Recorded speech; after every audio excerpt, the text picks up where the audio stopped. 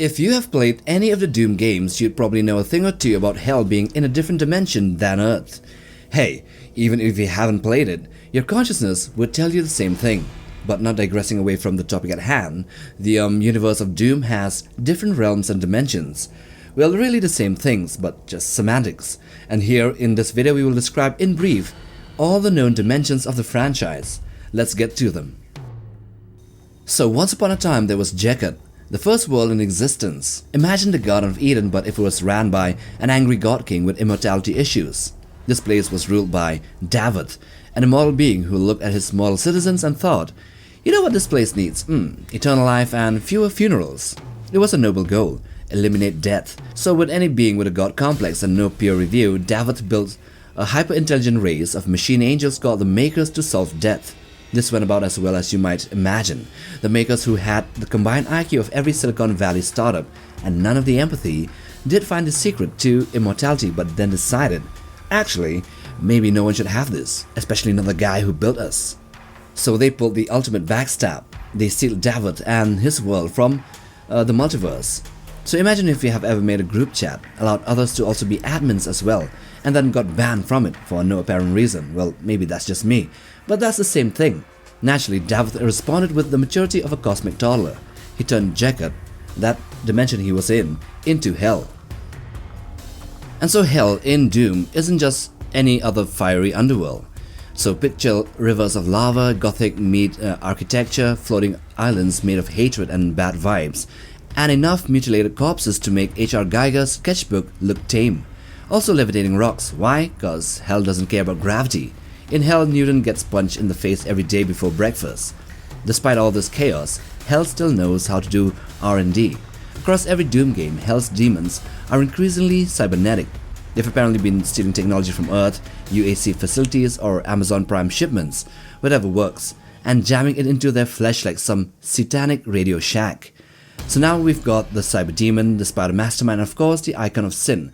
All these creatures, including other demons, reside in this fiery underworld realm called Hell, which was otherwise known as Jekat in the first place. So the next dimension or realm is called Orbac. This is the celestial-themed tech startup in the sky that runs on dangerously unstable energy sourced from tortured souls.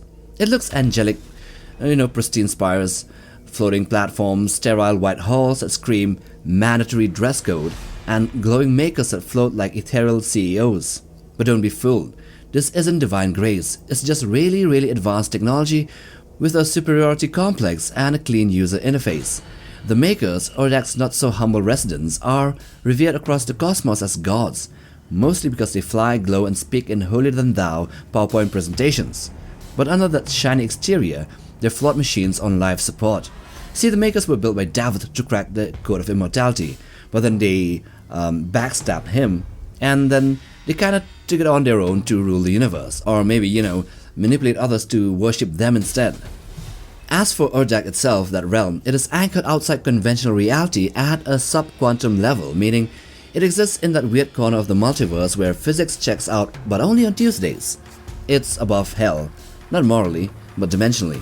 The two realms are separated by a celestial firewall so strict that neither demons nor angelic maker drones can cross without divine admin rights, at least until someone wakes up the Icon of Sin inside Orbac and hits the proverbial "allow all cookies" button, breaking the seal and letting loose the forces of Hell into Orbac like spam in your inbox.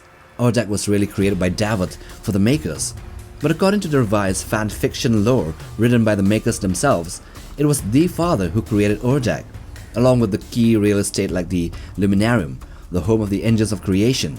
So in short, Orbac is a sterile utopia built on deception, run by malfunctioning space angels pretending to be divine while running on demonic energy drinks and denial. Now next, the Cosmic Realm. This is as if Hell had a weird older cousin who is an infinite haunted library made of fractal madness and filled with planet-sized nightmares. Imagine someone fed H.P. Lovecraft a double dose of Argent energy and asked him to design an MC Escher painting you could live and die repeatedly inside of. That's the Cosmic Realm. It doesn't really care about your physics, your time, nor your mental stability. It is not broken, but it was never made to work properly in the first place. Here, space loops in on itself. Gravity is an optional suggestion. And architecture looks like it was created by a god tripping on non-Euclidean acid. Secret rooms fall in and out of existence like shy pocket dimensions. And if you think you found the exit, it's probably just the same hallway you started in, except now the walls bleed whispers into your mouth, and your weapons feel heavier from existential guilt. The realm really is alive, conscious, and mean. Unlike hell, which wants to destroy you in flashy, gory fashion, the cosmic realm prefers the long con. It corrodes your mind, mutters sweet nothings into your thoughts, and unravels your sanity like a snagged sweater. Oh, this is also the realm of the witch, that ancient old one, or a group of old ones from the Dark Ages, and originally where the raids came from. The cosmic realm is a metaphysical rotting attic of the universe, where unblinking gods whisper in stereo, gravity goes on vacation, and everything is either sentient, malicious, or both. But most disturbing of all, the cosmic realm has a relationship with hell. No one knows if they're best friends, business partners, or just two horrible neighbors who keep lending each other fire. But whatever they're doing, it's bad for you, bad for reality, and very, very good for demonic economies. Now let's talk about Earth in Doom. Not the comfy blue marble you're in right now, the one that's Doom. So in classic Doom, our hero, the Doom guy, teleports back to Earth after his vacation in Hell, only to find his home, sweet home, reduced to smoldering rubble, and his pet rabbit Daisy decapitated on a spike. That's Hell's way of saying welcome home. Doom guy understandably responds by punching every demon in the solar system so hard that Earth temporarily stops being overrun. This Earth, however, isn't just a place, it is also the dimension. The demons don't just walk in through the front door, they tear open reality like it's a bad zip slipping back. And as Doom 2 shows us, even after you've cleaned up Mars, Hell doesn't really call it quits. The demons invade Earth again, because apparently no one really thought that it was a bad idea to build another teleporter to literal Hell. So in Doom 3, Earth is still kicking, but barely. We just don't visit it, but it's mentioned as the capital of humanity and Hell's favorite vacation home. There's even a theory that humans might be descendants of ancient Martians who lost a war with Hell in the ancient past.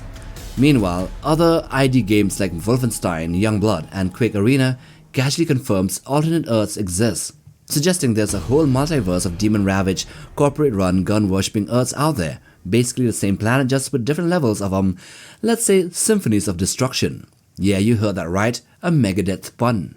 And just to crank the crazy to 11, there's an unused voice line in Doom Eternal where the Khan Maker herself refers to the Earth world in the 7th dimension before the time of the demons. So yes, our Earth is its own realm, its own dimension, and somehow always ends up with a demonic infestation. Maybe it's just curse. Now let's clear this up for the civilians in the back. Argentinur isn't Earth, it looks like Earth. If Earth was run by a medieval cult of Viking bodybuilders who learned to speak Gregorian chant and built spaceships shaped like giant cathedrals. But no, it's not Earth. It's a completely different dimension, a higher plane of existence, and possibly even Earth's medieval cousin. Think of it like this, if Earth is your average office with the cubicles and where you're working, but with a demonic infestation, Argentinur is the Renaissance fair of it, the version of it, with more swords, fewer HR policies, and the exact same demonic hell problem. So the Doomslayer, who started his career punching demons in the face for killing his pet rabbit, somehow went from being a disgraced marine stuck on Mars to getting picked up by a race of magic-powered space knights called the Argenta. And they're not just like humans, they are actually humans, from that other dimension, Argentinur. And here's the kicker, in Doom Eternal, we find a place called Hebet, which is located in Mars' core. This isn't a coincidence. This is the Argenta copying or colonizing Mars of the Doomslayer's original universe. The Argenta actually went to Mars and made that civilization, which makes you think maybe the Martians who preceded humanity, who the theory that humans came from Martians, actually meant that humans came from the Argenta who colonized Mars. So the only explanation that fits all this madness of Argentinur and Earth and the other dimensions without breaking the lore into gibbering fragments is a multiverse. The UAC and the Argenta are parallel examples of human civilizations that made the same deal with the devil, but on a different level. And given that Doom 3's vagary is now canon fodder in Eternal, even that universe's Earth, the one of Argentinur, is probably floating somewhere in this demon-filled cosmic Rolodex. In short, Argentinur is not our Earth, it's not even the same planet. It's Hell's other favorite sandbox. And now all these universes are starting to crash into each other, like a cosmic car pileup made of demon guts, ancient relics, angelic snobs, and broken continuities. But hey, at least the Slayer is still punching first and asking questions never. Now if you like this video, then watch this other one too and check out our channel for other monster content or Doom content. Like, subscribe, and we'll see you guys in the next one. Take care, fam.